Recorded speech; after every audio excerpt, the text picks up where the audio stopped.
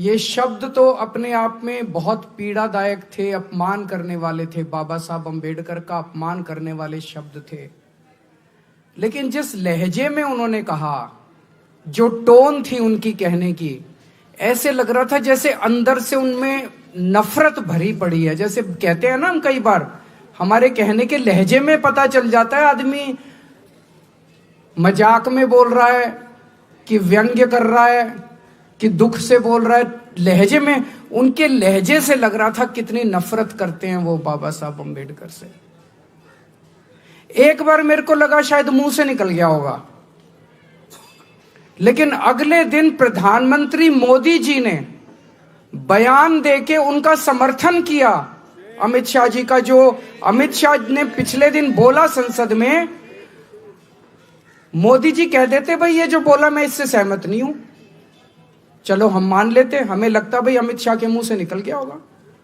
मोदी जी ने उनकी बात का पूरी तरह से समर्थन किया और शाम को कल 5:30 बजे प्रेस कॉन्फ्रेंस करके अमित शाह ने अपनी बात को सही ठहराया। इससे क्या पता चलता है? इससे यह पता चलता है इन्होंने जानबूझ के, सोच समझ के ये बात संसद में कही थी, एक नीति के तहत कही थी, सबको, पूरे देश को मैसेज देने के लिए कि अंबेडकर के लिए उनकी क्या भावनाएं हैं। दोस्तों, मैं अपने आप को अंबेडकर जी का केवल फैन नहीं मानता, मैं उनका भक्त हूं, भक्त। मैंने पहले भी उनके बारे में बहुत पढ़ा, लेकिन जब जेल गया तो मैंने उनकी जीवनी कई बार पढ़ी।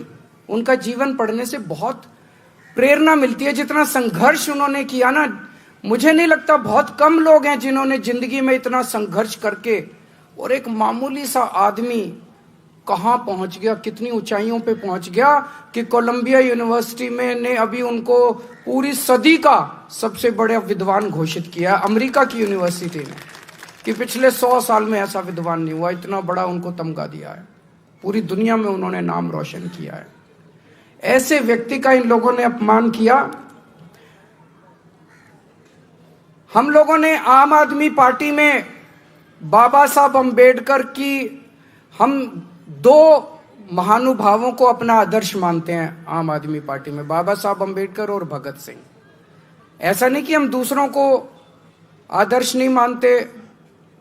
गांधी जी हैं, जवाहरलाल नेहरू जी हैं, सुभाष चंद्र बोस हैं, बहुत सारे हमारे स्वतंत्रता सेनानी हैं, उन सबको भी आदर्श मानते हैं।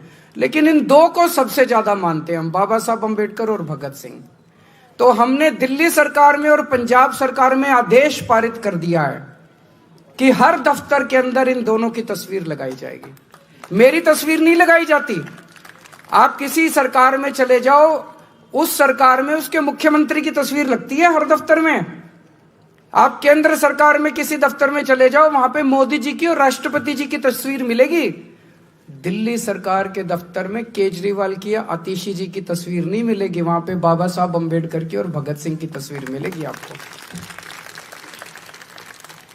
हमने आदेश, और घर में जहां मैं रहता हूं, मैं जहां बैठता हूं, मेरी कुर्सी के ऊपर मेरे घर पे भी बाबा साहब अम्बेडकर की तस्वीर लगी हुई है।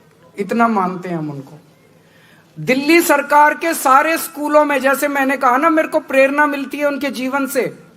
स्कूलों के अंदर, सरकारी स्कूलों के अंदर, दिल्ली सरकार के सरकारी स्कूलों के अंदर हमने बाबा साहब जीवन को पढ़ाना चालू कर दिया, ताकि हर बच्चे को उनके जीवन से प्रेरणा मिल सके।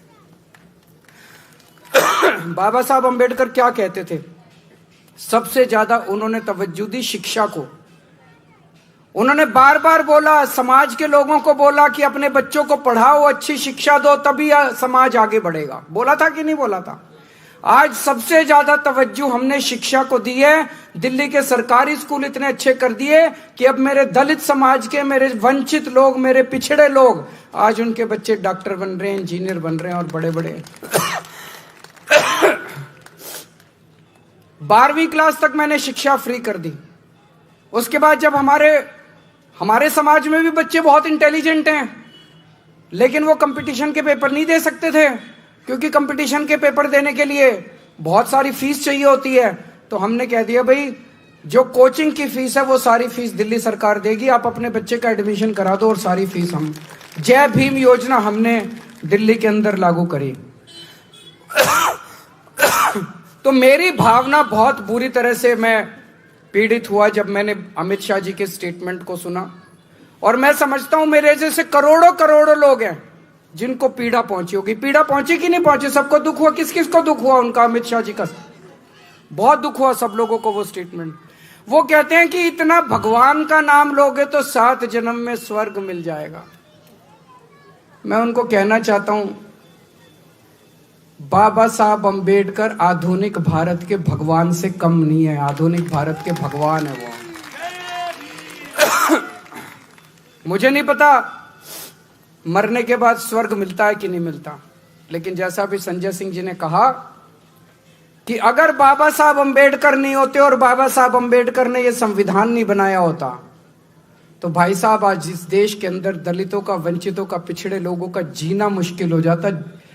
स्वर्ग तो बहुत दूर की बात है, उन्होंने जीने का अधिकार दिया है हम लोगों को। आज ये जो बीजेपी वाले आजकल झुग्गियों में जा जाके रह रहे हैं, इनका मन नहीं करता झुग्गियों में जा जाके रहने को, कोई मन से नहीं जाते, ये मजबूरी है इनकी झुग्गियों में जाके रहना। और क्यों मजबूरी है? बाबा साहब अंबेडकर का संविधान मजबूरी है। कैसे? आप पूछोगे कैसे? संविधान में उन्होंने वोट का अधिकार दिया है। जब संविधान बन रहा था, संविधान सभा के अंदर चर्चा हुई, चर्चा में बातचीत उठी, भाई वोट का अधिकार किसको मिलना चाहिए। उसमें कई लोगों ने कहा कि वोट का अधिकार केवल पैसे वालों को मिलना चाहिए, गरीबों को नहीं मिलना चाहिए।